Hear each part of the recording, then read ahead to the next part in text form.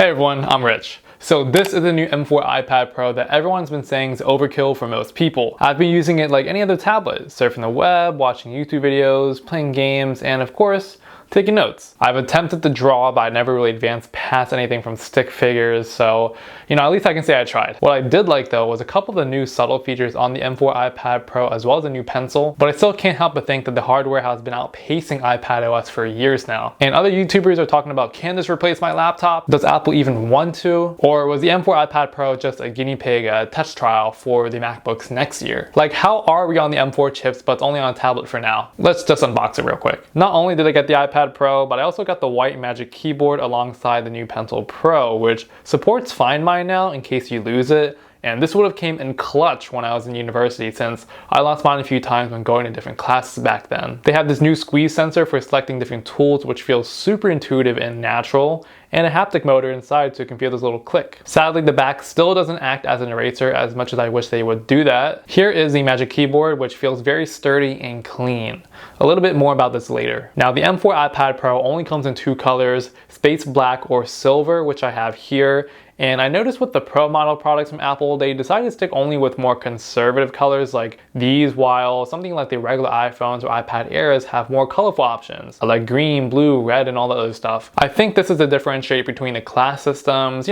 When you look at professional or corporate settings, they prefer dark or muted palettes, which makes sense. I only went with the 256 gigabytes of storage option here, and I think this is the closest thing you can get in terms of value. This tablet does not have the new nano-texture display, which is only on the 1 or 2 terabyte models.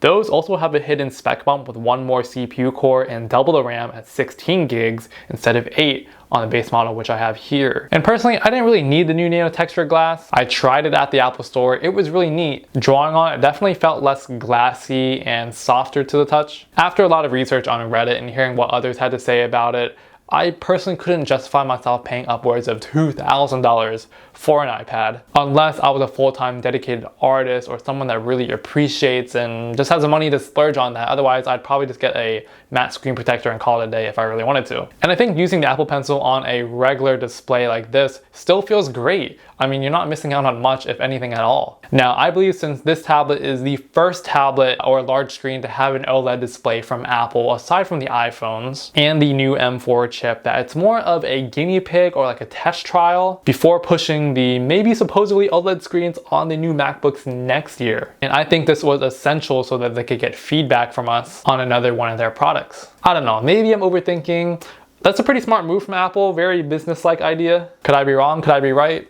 We'll see next year. But moving on to the design, the iPad just magically snaps onto the Magic Keyboard, and from there, it's connected. You get a laptop-like experience with a very smooth haptic touchpad and a solid keyboard. One thing I liked was how they moved the camera to the landscape side of the screen. And for anyone that uses the iPad for video conferences and FaceTime, it makes more sense here rather than having to look towards the sides with the previous iPads. But additionally, the two things I didn't like was how it felt a little top-heavy with this whole setup I have here, and I found it falling down a few times when sitting on something like a chair. They also could have given us another location to put the pencil on, as it's usually always in the way when I open the lid, which means I have to take it off and put it back on every time, and it's just really hard to open the screen. Nonetheless, the iPad Pro is thinner than the iPhone at 5.3 millimeters here on the 11-inch model, which nobody really asked for, but I guess after seeing what Samsung did with making the S9 Ultra tablets that thin, I guess they must have felt some type of way. In practice though, I felt like it was much easier to type on like this. It was just easier to get my fingers across the screen. The thinness definitely feels like I'm not gripping so much over the edges, which I really like. Maybe I asked for it to be thinner. And the tablet weighs only 0.98 pounds or 444 grams. The thinness is something I really appreciate, and I'm here for it. I personally think as each year passes, the 13-inch variants of the iPads don't really make much sense. Apple doesn't want to replace your laptops, okay? They have the MacBooks to sell. They just want it to be a tablet and nothing more than that. And with that said, I really like the form factor of the 11-inch, and it's way cheaper as well. And onto the display, this is pretty amazing. When watching HDR content, the screen can support up to a max of 1600 nits of brightness and has less blooming for just like the perfect viewing experience.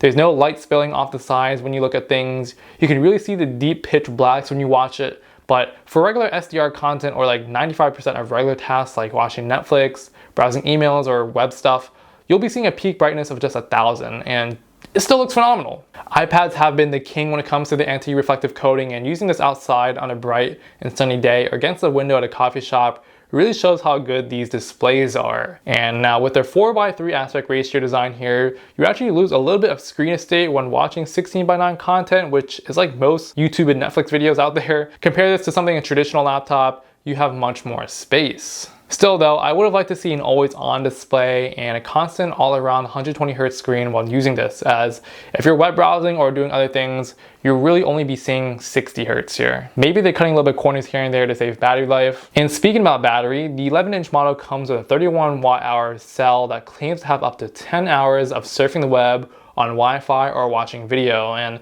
through my test, I found that to be a little bit accurate, coming close to around 9 hours before it shuts off. Additionally, the iPad Pro is able to charge up to 20 watts of fast charging. So the battery life and efficiency on here is pretty good from an iPad. It's something that I would already expect. Maybe I could have asked for more higher input charging. And as far as the M4 chip, it's amazing and just way too overkill for this tablet. It already surpasses M3 MacBook Air by 20% for both single and multi-core scores, as you can see here via Geekbench. You know, if anything, this makes me more excited for next year's MacBook because I don't think many of us will be able to take full advantage of all that power on this. Apple promises to bring a new Final Cut app that would utilize all the power on this chip, which is great to hear and something that I already would have expected. I tried editing 4K video clips on DaVinci Resolve here, which also felt extremely snappy, but I wouldn't want to be editing full-fledged videos on this, maybe just quick snippets. But what I did feel right now is just a super fluid experience when scrolling through the UI, gaming, and more. Everything works a little bit faster than it should be, and that's great. The big question is, can the M4 iPad Pro replace a laptop? And of course not, it's not supposed to be made to. I've seen a lot of other tech reviewers talk about how it's gonna replace my laptop forever. I don't believe you. It's just a clickbait title, and at the end of the day, I still think you're just stuck with an overpowered iPad. Which, I mean, I'm not complaining. More power is better. There's just a ton more features and third-party app support on macOS, like Rectangle, which can help resize your screen by dragging the tabs to any side, or even Mackie, which is one of my favorite clipboard managing tools. For example, when I'm working on extra assignments and have things I copied like 6 copies ago, it will show up and allow me to paste whatever I had before. Stage Manager also isn't all that impressive in my opinion. It feels a little awkward as I tried treating it like a regular laptop where I can minimize screens or exit out windows and search through the web, but I found myself dancing a lot through the UI. The whole setup I have here can mimic a laptop, but that's not the real purpose. If you're someone who's about to go to school and need a new device, I would definitely get a laptop instead of this and treat this more as a companion or add-on tool. This brings me to my last point, which is what the iPad Pro still and will forever be good at, is drawing and note-taking. Apps like GoodNotes have great capabilities in organization when it comes to note-taking. The Pencil Pro's haptic motor feels very natural when bringing up the tool menu. It almost felt like it should have been there to begin with.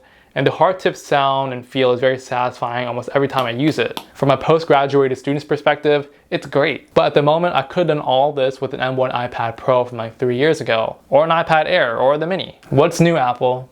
How about a calculator app on iPadOS 18? Yeah, I'm really interested to see how that will be later this year. Hopefully, if you buy this M4 iPad Pro right now, that you'll have a lot more updates to come and it'll be more future-proof, just seeing how powerful this machine already is. Anyways, let me know down in the comments if you are looking at the M4 iPad Pro, are you looking at anything similar, or maybe some Windows 2-in-1s or any other tablets out there. Drop them down below, I want to see what you're thinking. Until then, this is all I got for you guys. This is Rich Me. I'll see you then.